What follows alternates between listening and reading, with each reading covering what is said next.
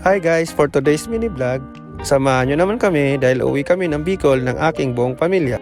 Umalis nga kami sa aming bahay ng 4 o'clock na madaling araw. 12 hours kasi ang nasa Google Map hanggang Naga City. Uwi po kami ng Naga City, Bicol. Umuulan nga sa mga oras na yan kaya medyo nahirapan kami sa daan. Hirap kasi magmaneho lalo't pat mga sigsag ang daanan. Sobrang dilim sa daan kapag ganyang malakas ang ulan. Yung asawa at ang mga anak ko nga ay tulog lang habang nasa biyahe. 60 kilometers nga lang ang takbo ko dahil natatakot din ako dahil sobrang dilim sa daan. Okay lang sana kung maulan pero dapat ay umaga. Tingnan nyo naman kahit sa camera ay halos di na makita ang kalsada. Uwi kami ng Bicol at doon kami magse-celebrate ng aming Pasko.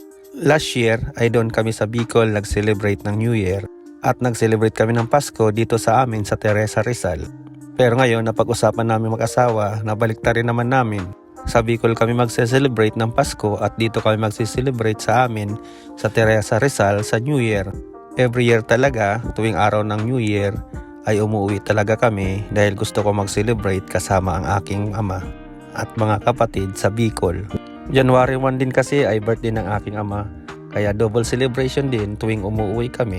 Pero ngayon sabi ng asawa ko ay gusto niya rin makasama sa New Year ang kanyang mga magulang at mga kapatid. Kaya binaliktad namin para makasama niya rin ang kanyang magulang at mga kapatid sa New Year. At si Papa naman ay syempre pagsiselebrate na rin namin ang kanyang birthday ngayong December 25. At this time nga ay medyo ilang araw kami mag-i-stay sa Bicol. 7 AM na nga sa mga oras na yan at narating namin ang Pagbilao, Quezon. Gutom na nga itong aking mga anak at aking asawa kaya naman dumaan muna kami dito sa Jollibee dito sa Pagbilao, Quezon para makapag-almusal muna. Tuwing umuwi nga kami ay dito kami nag-stop over. Nakapag-order na kami sa mga oras na yan at nag-aantay na lang kami ng tawag kung okay na ang aming mga order. At pagkatapos nga namin mag-almusal ay dumiretso na rin agad kami sa aming biyahe. At sa mga oras nga ito ay nakakatuwa dahil wala nang ulan. Makakatakbo na kami ng maayos. At base nga sa Google Map na aking ginagamit ay darating kami ng 2 o'clock ng hapon sa Naga City. At mula Pagbilao ay 6 hours hanggang Naga City. Pero hindi pa natin alam kung matraffic sa daan. Sa araw kasing ito ay marami rin kaming mga nakasabay na sasakyan. Mga pauwi rin sila ng probinsya sa Bicol. Mahirap kasi kapag mahaba ang biyahe dahil mag-isa lang ako nagmamaneho tuwing umuwi kami. Siyempre mga bata pang anak ko at wala pa naman silang alam sa pagdadrive. At ganoon din ang aking asawa ay di pa naman marunong magmaneho. At maya-maya pa nga ay narating na namin itong Old Sigsag Road dito sa Timonan, Quezon. At itong anak ko ang lalaki ay kumuha ng barya upang ipamigay niya sa mga taong nag-guide dito sa papasok ng Sigsag Road. At para pamasko na rin namin sa mga taong nandito. Yun nga lang, yung iba hindi rin talaga namin mabibigyan dahil untiran lang din ang aming barya. At napakarami talagang tao na nag-guide dito sa Old Sigsag Road. Kung bibigyan namin sila isa-isa ay panigurado wala lang kaming pera pagdating namin sa Bicol. O diba kaya pasensya na sa mga taong nadaanan namin dito. Yung mga nabigyan namin ay Merry Christmas sa inyo at yung iba pasensya na po dahil wala rin kaming dalang pera na ganun kalaki. Merry Christmas din po sa inyong lahat. Natutuwa nga itong anak ko dahil bawat tao at madaanan ay binabatuhan niya ng barya.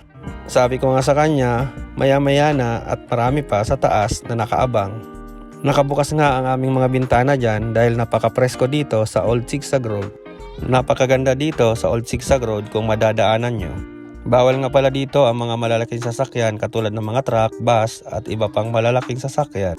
At habang dumadaan ka dito ay tingnan mo maigi ang buong view ng Old Sigsag Road dahil napakaganda na.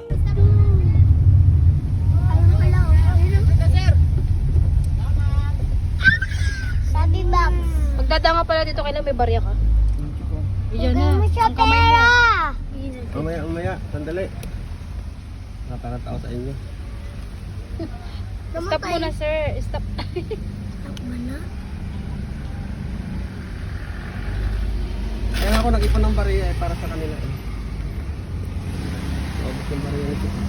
Others sa bitukang manok. Bigyan na! Yeah. Hello, bebe! Bigyan mo, Chok! Ayaw. Ayaw. Na! Akit na tayo! Yeah! Videoan mo. Oo, nakita ko. Malagawa to Ganda, oh. 96. Bigyan mo, Chuk. Malapit na tayo sa Quezon. Keso na to, be. Ay! Yay! Malapit na tayo.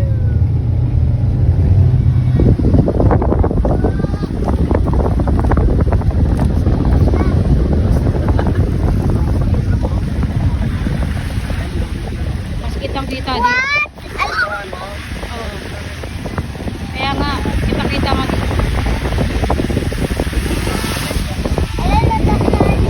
Yan, bago na mo. Oo.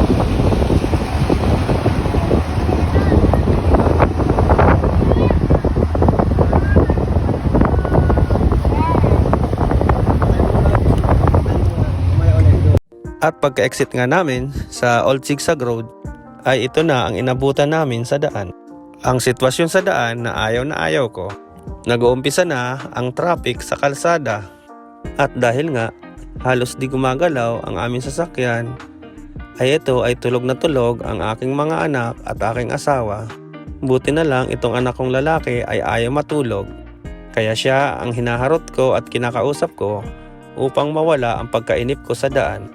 At siya nga pala, inaantok din ako habang nasa biyahe kami, pero nilalabanan ko ito.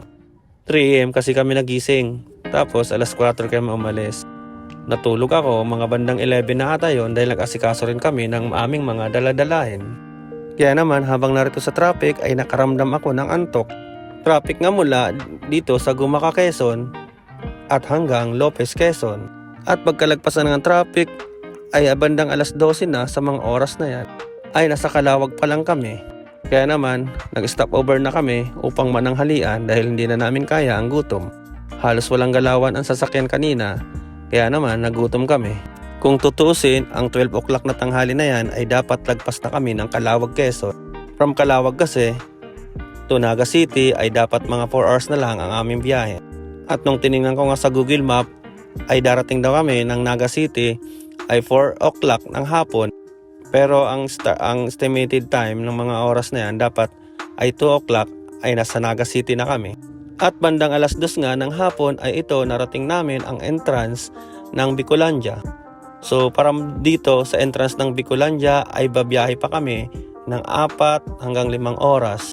So estimated time na nasa Google Map ay darating kami ng 6 o'clock ng gabi sa Naga City. Estimated na oras nga lang yan, bali sa Google Map.